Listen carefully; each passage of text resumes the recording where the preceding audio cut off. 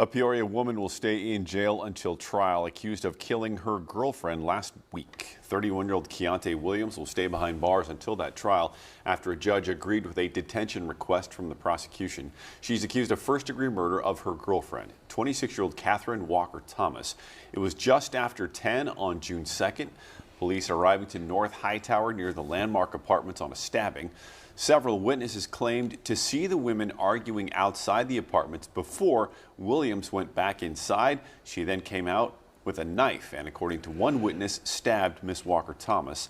A large kitchen knife was found nearby by police. Miss Williams is due back in court July 2nd.